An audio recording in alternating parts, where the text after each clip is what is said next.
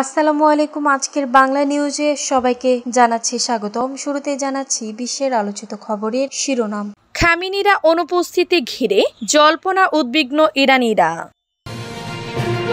নেতানিয়াহুর পক্ষে সাফাই গাইলেন ট্রাম্প। চীন রাশিয়া ইরানের বিশেষ বৈঠক। জাতিসংঘে যুক্তরাষ্ট্রের ব্যাখ্যার প্রতিবাদ জানালো ইরান। উত্তর কোরিয়া কি ইউক্রেন যুদ্ধে আরও সেনা পাঠাতে পারে? কেনিয়ায় সরকার বিরোধী বিক্ষোভে নিহত 16। এতক্ষণ শুনছিলেন বিশ্ব আলোচিত খবরের সংবাদ শিরোনাম। এবার বিস্তারিত। আমাদের খবরটি যদি ভালো লেগে থাকে অবশ্যই লাইক, কমেন্ট, শেয়ার করতে ভুলবেন না। খামেনির অনুপস্থিতি ঘিরে জল্পনা উদ্বিগ্ন ইরানিরা। ইরান ও ইসরায়েলের 12 দিনের যুদ্ধের সমাপ্তি ঘটিয়েছে। উভয় দেশেই যুদ্ধবিরতি কার্যকরের তথ্য নিশ্চিত করেছে। তবে ইরানিদের মধ্যে একটি বিশেষ ব্যাপক উদ্বিগ্ন দেখা দিয়েছে যে তাদের সর্বোচ্চ নেতা আয়াতুল্লাহ আলী খামেনি কোথায়। নিউ ইয়র্ক টাইমসের প্রতিবেদনে বলা হয়েছে, গত প্রায় এক সপ্তাহ ধরে ইরানের সর্বোচ্চ ধর্মীয় নেতা খামেনিকে জনসমক্ষে দেখা যায়নি বা তার কোনো বক্তব্য বা বিবৃতি শোনা যায়নি, এমনকি দেশে যুদ্ধাবস্থার মধ্যেও না। এ নিয়ে ইরানের রাষ্ট্রীয় টেলিভিশনের উপস্থাপক খামেনির কার্যালয়ের এক কর্মকর্তাকে প্রশ্ন করেন।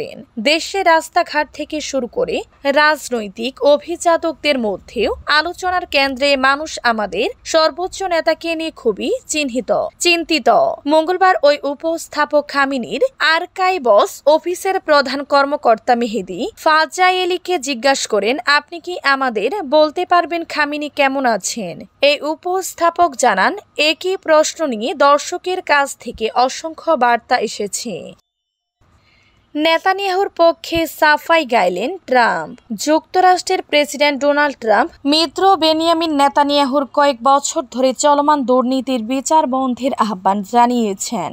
তিনি বুধবার তার ট্রুথ সোশ্যাল প্ল্যাটফর্মে নেতানিয়াহুকে মহাযুদ্ধের সময়কার ইসরায়েলি প্রধানমন্ত্রী অভিহিত করে তাকে এই বিচার থেকে অব্যাহতি দেওয়ার কথা ব্যক্ত করেছেন খবর এএফপি। ট্রাম্প তার ট্রুথ সোশ্যাল প্ল্যাটফর্মে একটি দীর্ঘ পোস্টে লিখেছেন যে ব্যক্তি এত কিছু দিয়েছেন তার জন্য এই ধরনের দুর্নীতি সহ একাধিক ফৌজদারি অভিযোগে দোষী সাব্যস্ত হওয়ার মুখোমুখি।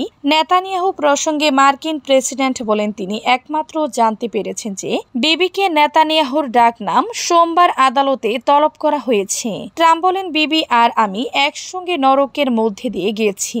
ইসরায়েলের এক অত্যন্ত কঠোর ও মেধাবী দীর্ঘস্থায়ী শত্রু ইরানের পাশে লড়াই করছে, আর পবিত্র ভূমির প্রতি বিবির অবিশ্বাস্য ভালোবাসার চেয়ে ভালো শক্তিশালী আর কিছু হতে পারে না।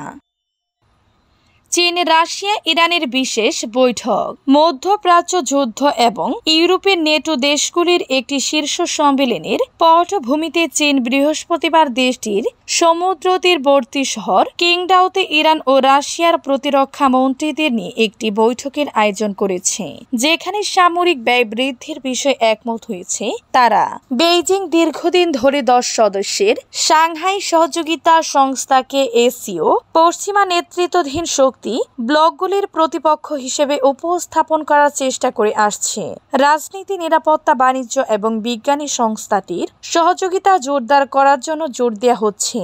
সংগঠনের শীর্ষ প্রতিরক্ষা কর্মকর্তাদের কিংডাও বৈঠকে এমন এক সময় অনুষ্ঠিত হচ্ছে যখন ইসরায়েল এবং ইরানের মধ্যে 12 দিনের দীর্ঘ লড়াইয়ের পর নতুন করে যুদ্ধবিরতি চলছে।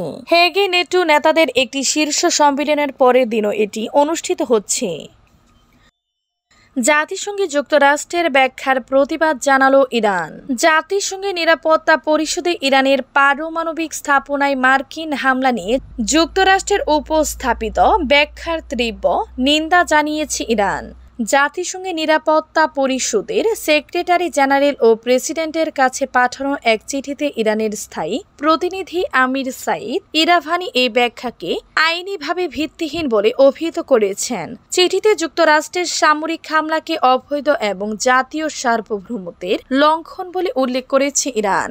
একই সাথে জাতিসংঘ সনদের 51 অনুচ্ছেদের আওতায় আত্মরক্ষার অধিকার দেখিয়ে যুক্তরাষ্ট্রের এই হামলার যৌক্তিকতা প্রতিষ্ঠা প্রতিষ্ঠার প্রচেষ্টাকে আন্তর্জাতিক আইনের হত্যা বলে অভিহিত করা হয়। চিঠিতে ইরাভানি আরও উল্লেখ করেন, আন্তর্জাতিক পারমাণবিক শক্তি সংস্থার আইএ সাধারণ সম্মেলনের সম্ভাবনা অনুযায়ী শান্তিপূর্ণ উদ্দেশ্য ব্যবহৃত পারমাণবিক স্থাপনাগুলোর উপর যে কোনো ধরনের হামলা কিংবা হামলার হুমকি আন্তর্জাতিক আইনের গুরুতর লঙ্ঘন এবং বিশ্বাসযোগ্যতা ও যাচাই প্রক্রিয়াকে ক্ষুণ্ণ করে।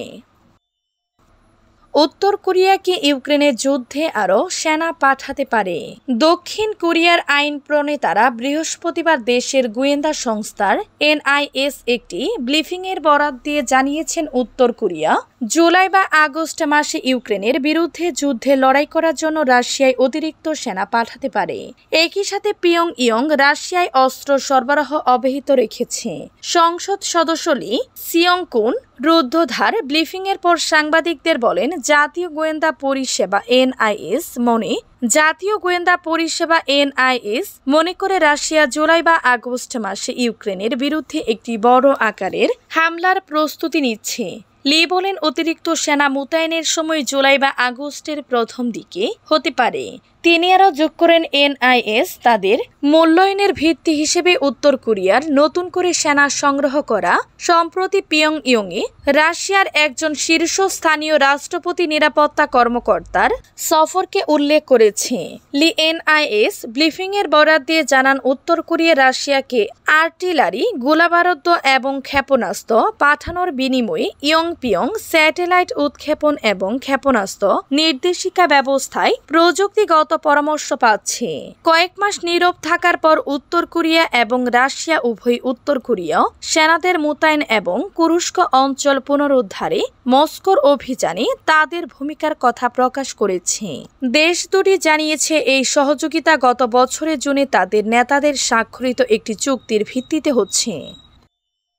কেনিয়ায় সরকার বিরোধী বিক্ষোভে নিহত 16। কেনিয়ায় সরকার বিরোধী বিক্ষোভে পুলিশের সঙ্গে সংঘর্ষে অন্তত 16 জন নিহত হয়েছেন। এই ঘটনায় আহত হয়েছেন আরও 400 জনের বেশি মানুষ।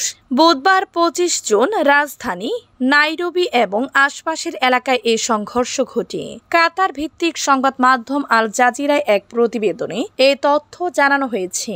প্রতিবেদনে বলা হয়েছে, জীবনযাত্রায় ব্যয় বৃদ্ধি, দুর্নীতি এবং নতুন করে নীতির প্রতিবাদে বিক্ষোভকারীরা রাস্তায় নামলে পুলিশ জল কামান, কাঁদানো গ্যাস ও গুলি ছুড়ে।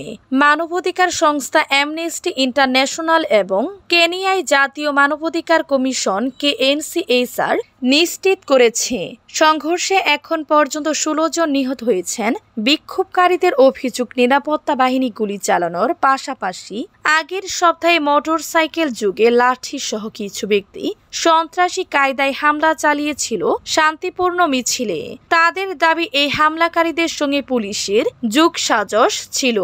বিক্ষোভকারীরা রাজধানী নাইরোবির কেন্দ্রস্থলে কেনিয়ায় জাতীয় পতাকা এবং গত বছর পুলিশের গুলিতে নিহতদের ছবি সম্বলিত প্লাকার্ড হাতে মিছিল করেন।